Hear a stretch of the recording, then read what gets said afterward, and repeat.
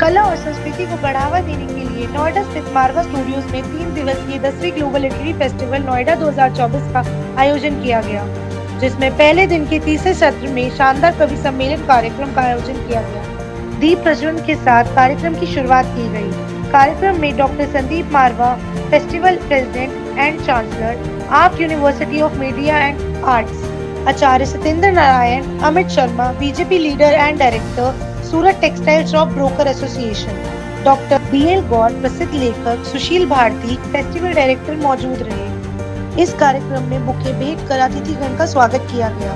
Doctor Sandeep Marwa, festival president and chancellor, art university of media and arts, ने सभी लोगों का शुक्रिया किया और कहा, हमारे देश की सारी संस्कृति कविताओं में लिखी है।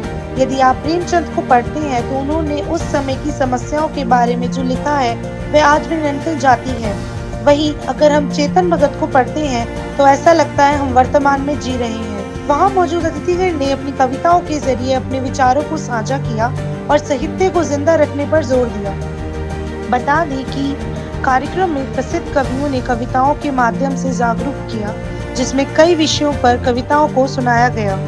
इसमें डॉक्टर रमा सिंह, प्रसिद्ध कवयित्री, डॉक्टर बुद्धिनाथ मिश्रा, चेतन आनंद, निशा भार्गव, अनीता वर्मा, अपूर्व गौरव, विक्रम शाह मौजूद रहे। कार्यक्रम में उपस्थित अतिथिगण को डॉक्टर संदीप मारवा द्वारा फेस्टिवल मोमेंटम देकर सम्मानित किया गया। साथ ही कार्यक्रम के समापन पर सुशील भारती, फेस्टिवल डायरेक्टर द्वारा सभी अतिथिगण और स्टूडेंट्स को धन्यवाद ज्ञापन किया गया। ये 10वें ग्लोबल लिटरेरी फेस्टिवल में आके बहुत अच्छा लगा। पिछले साल भी मैं आया था और ये नोएडा जैसे जंगल के, जो सीमेंट का जंगल है, नोएडा को सीमेंट का जंगल बोलते हैं, उसमें साहित्यिक गंगा बहाना ये मारवा स्टूडियो और AFT का बहुत बड़ा कमाल है। मैं साधुवाद देता हूँ, उन्हें बधाई देता हूँ कि बड़ा मुश्किल काम कर रहे हैं। मैं समझता हूँ कि अंधेरे में लालटेन लेकर चलने का प्रयास है जो निश्चित रूप से सफल हो रहा है।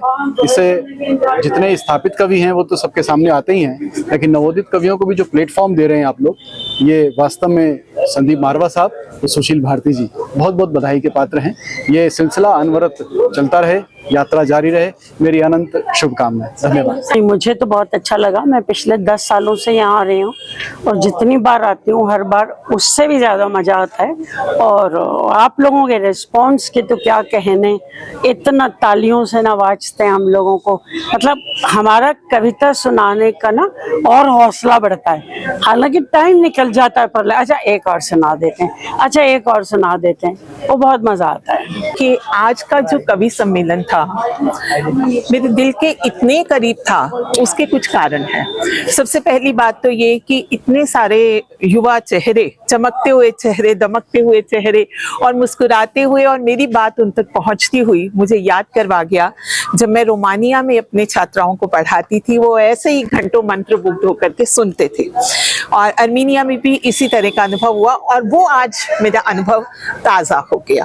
दूसरी बात ये कि मैं आश्वस्त हूँ कि मेरी युवा पीढ़ी साहित्य से जुड़ रही है। जो तालियां आप लोगों ने बजाई, जिस प्रकार से आप लोगों ने सभी का उत्साहवर्धन किया, मुझे लगता है कि इस तरह से आप लोग साहित्य से जुड़ रहे हैं तो ये एक बहुत बड़ी बात है। लोग कहते हैं कि हिंदी कोई पढ़ता नहीं, लोग कहते हैं कि हिंदी में कोई कुछ कहना नहीं चाहता, कोई सुनना नहीं चाहता या समझ नहीं आती।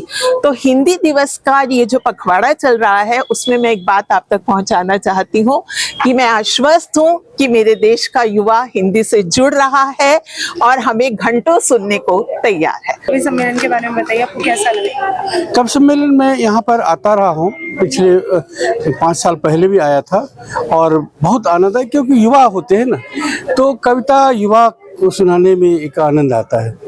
और यहाँ तो मुझे बहुत लगता ही है कि यहाँ पर सुना, लेकिन आज क्या हुआ कि हम लोग पास समय नहीं था, जितना समय होना चाहिए था तो वो नहीं हो पाया। लेकिन खैर वो थोड़ा सा भी, अगर आप बरसात का समय है, खेत में थोड़ा अंकुर बीज बो देते हैं, बाद में जाकर के वो खेत में फैलता है तो कविता फैलेगी।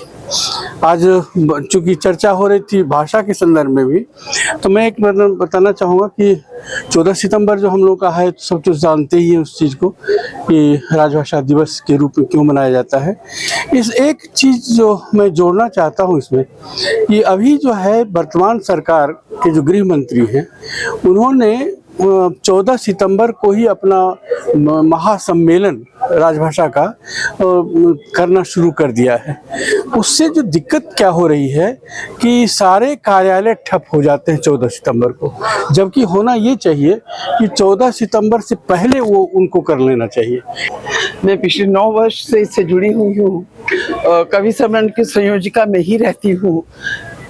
सुशील जी का आदेश होता है 5 मिनट में कवियों के नाम बताओ, और उस 5 मिनट में जो कवि याद आ जाते हैं वो आपके मंच पे होते हैं और आप लोग उनको बहुत पसंद करते हैं, सबको बड़े प्रेम से सुनते हैं। इसलिए इवेंट अच्छा होता है, क्योंकि जो भी कार्य किया जाए वो निश्चल मन से किया जाए, निस्वार्थ होकर किया जाए। जो जिस कार्य में स्वार्थ आ जाता है उस कार्य में सफलता नहीं मिलती। जब हम निस्वार्थ होकर कार्य करते हैं तो हम सफल होते हैं। ये सब वो कवि हैं जो बहुत गहरे तक बैठे हुए हैं, बहुत गहराई से सोचते हैं, बहुत अच्छा लिखते हैं। पर आजकल जैसे हर जगह राजनीति है, साहित्य में भी राजनीति आ गई है। बहुत से ऐसे कवि जिनको बड़े मंच नहीं मिलते, वो इस मंच पे आके बहुत बड़ी बड़ी जगह जाते हैं। ये मंच उनको आगे बढ़ाने में प्रेरणा देता है और बहुत सुंदर मंच है ग्लोबल लिटरेरी फेस्टिवल, और आगे जाए, हमेशा इसी तरह चलता रहे। आप लोगों का सहयोग मिलता रहे, क्योंकि विद्यार्थियों का सहयोग मिलना बहुत जरूरी है। जब विद्यार्थी वक्त जुड़ जाता है तो उसके जो कवि होता है ना, उसको भी सुनाने में आनंद बहुत आता है।